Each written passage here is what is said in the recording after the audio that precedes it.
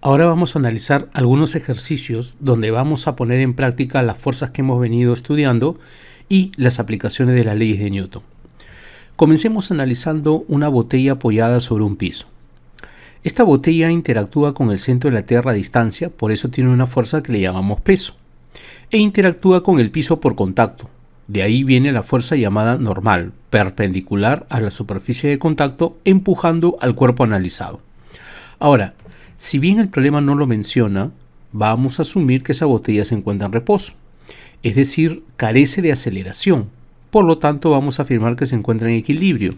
Entonces podemos decir que la fuerza resultante aplicada sobre el cuerpo es cero. Eso implicaría entonces que la magnitud de mi peso y mi normal tendrían que ser iguales. Ahora, recordando, el peso se calcula multiplicando la masa en kilogramos por la aceleración de gravedad, que tiene como valor aproximado 10 metros por segundo al cuadrado. Imaginando que esta botella, por ejemplo, tiene una masa de 2 kilogramos, multiplicada por la aceleración de gravedad que asumimos como 10, tendríamos aquí un peso de 20 newtons y la normal, por lo tanto, tomaría el mismo valor. Eso quiere decir que si yo tuviese, por ejemplo, acá 30 newtons, 50 newtons, 50 newtons, todo esto para lograr el equilibrio del cuerpo mencionado. Analicemos ahora a la esfera mostrada. Esta esfera interactúa con el centro de la Tierra a distancia, por eso tiene peso.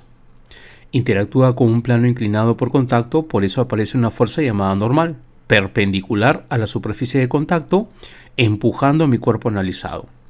De la misma manera, interactúa por contacto con un techo. Por eso vuelve a aparecer otra normal, perpendicular a la superficie de contacto, empujando al cuerpo analizado. Y por último, aquí, desde que comenzó el problema, ya conocíamos la existencia de esta fuerza. Lo que no conocemos es producto de qué interacción con qué cuerpo es el resultado de la aparición de esta fuerza. Pudo haber sido acá un pie, pudo haber sido una mano, si es que asumimos una interacción por contacto, o de repente también pudo haber sido una interacción a distancia. Desconocemos el otro cuerpo, pero vemos la evidencia de esa interacción que es la fuerza F. En conclusión, entonces, interactúa con el centro de la Tierra, interactúa con el plano inclinado, interactúa con el techo e interactúa con un cuerpo extraño. Al igual que en el caso anterior, vamos a asumir que esta esfera se encuentra en reposo, es decir, carece de aceleración, por lo tanto se encuentra en equilibrio. Y al encontrarse en equilibrio, la fuerza resultante sobre la esfera también debe ser cero. A diferencia del problema anterior, donde era relativamente sencillo conseguir que la sumatoria de fuerzas me dé cero, ahora tengo un problema más complejo, debido a la cantidad de fuerzas y las direcciones de estas. Vamos a recurrir aquí a métodos vectoriales.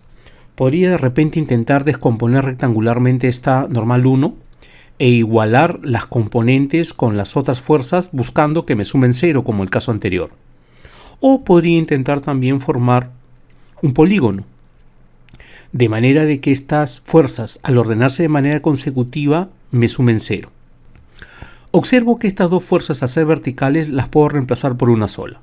Entonces tenemos aquí el peso más la normal 2. Vamos a poner ahora a continuación la fuerza F. Y finalmente tenemos a la normal 1. Si yo quiero que estas fuerzas me sumen 0, esta fuerza de aquí, su origen, lo voy a colocar aquí y la saeta debe terminar aquí necesariamente.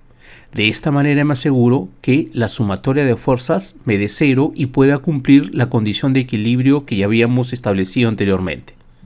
Bien, analicemos ahora la caída de un cuerpo. Durante su caída, excepto durante el choque, que no lo vamos a analizar, es decir, vamos a analizar instantes antes que pudiera chocar, esta esfera interactúa en todo momento con el centro de la Tierra a distancia. Por eso es que en todo momento sobre la esfera aparece una fuerza llamada peso.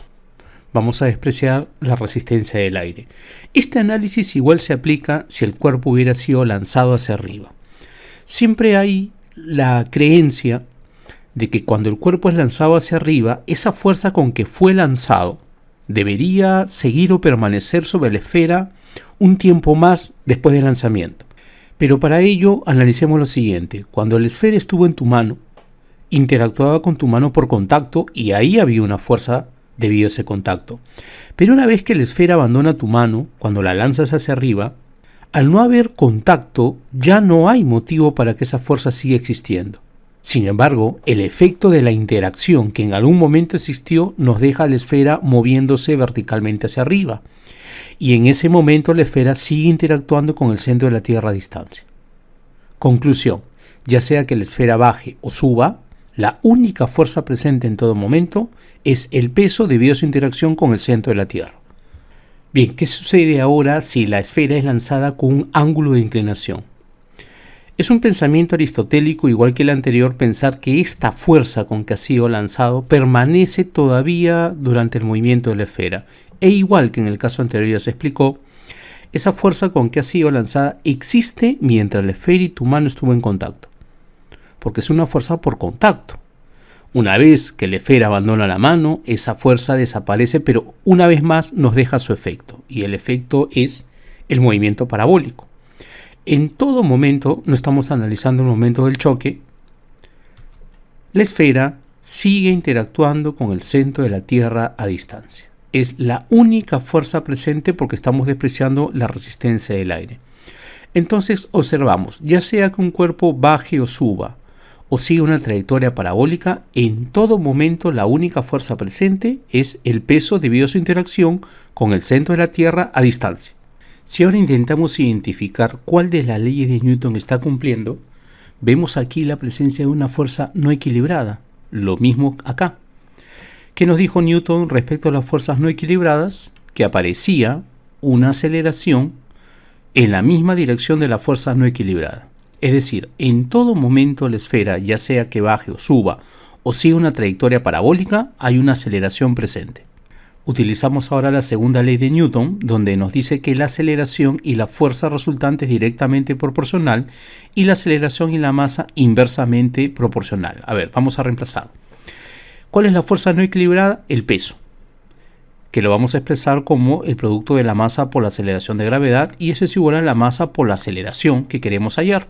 Se cancelan mis masas y obtenemos que la aceleración con que se desplaza en ambos casos es la aceleración de gravedad. Esto es lo que en cinemática conocemos como caída libre. Entonces, ¿qué es la caída libre? Es aquel movimiento en el cual la única fuerza presente es el peso y por lo tanto la aceleración con que los cuerpos se mueven o desplazan es la aceleración de gravedad. Bien, analicemos ahora la esfera mostrada. La esfera mostrada interactúa con el centro de la Tierra a distancia.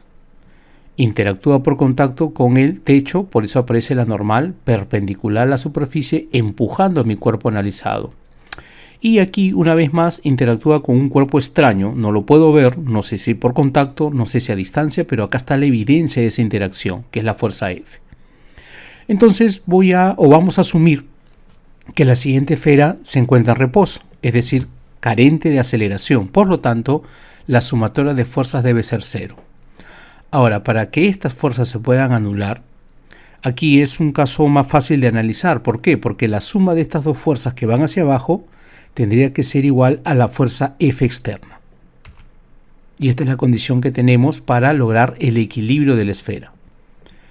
Veamos ahora la siguiente situación. Una fuerza externa aplicada sobre la masa M1 que a su vez esté en contacto con la masa M2. Vamos a analizar a los bloques por separado. A ver, M1 interactúa con el centro de la Tierra a distancia, peso. Interactúa por contacto con el piso, normal. Interactúa con un cuerpo extraño cuya evidencia es la presencia de la fuerza F. E interactúa con el bloque M2, es una fuerza por contacto, por lo tanto hay una normal. La normal que el bloque 2 le ejerce al bloque 1. Analizamos ahora a la masa M2, peso por su interacción con el centro de la Tierra, normal porque interactúa por contacto con el piso, e interactúa con la masa M1. Por eso aparece una normal. Recuerda que las normales siempre se dibujan empujando al cuerpo analizado. Y esta es la normal de 1/2. Podemos reconocer aquí la presencia de las fuerzas de acción y reacción. Bloque 2 sobre bloque 1, bloque 1 sobre bloque 2. Ahora la pregunta es, ¿qué ley de Newton se cumple? Aparte de la tercera que nos explica por qué estas fuerzas aparecen. Bien, aquí podría estar confundido, porque podría decir, mira, estas fuerzas se anulan, pero estas de acá también. No lo sé exactamente, pero donde no me queda duda es aquí. Esta es una fuerza no equilibrada, por lo tanto debe estar provocando una aceleración sobre M2, pero si M2 presenta aceleración, es lógico pensar que M1 también. Es más, aceleraciones de igual dirección e igual magnitud. Entonces estamos aquí frente a la segunda ley de Newton. Por lo tanto, vamos a aplicar la siguiente relación tanto para M1 como para M2. Para M1 se aplica de la siguiente manera. Fuerzas a favor de la aceleración sería la fuerza F. Fuerza en contra de la aceleración sería la normal que 2 le aplicó a 1. Ahora, ¿por qué la diferencia? Porque cuando dice fuerza resultante, estos vectores al ir en dirección opuesta, la resultante se obtiene restando las magnitudes. Ahora, ¿por qué F menos fuerza normal y por qué no normal menos fuerza F? Porque la dirección de la aceleración me indica cuál de ellas dos tiene mayor magnitud. Entonces, una vez más, fuerza a favor F menos fuerza en contra fuerza normal es igual a la masa M1 que estamos analizando por la aceleración.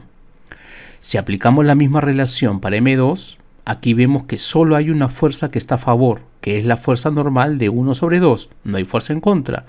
Eso debe ser igual a la masa M2 por la aceleración.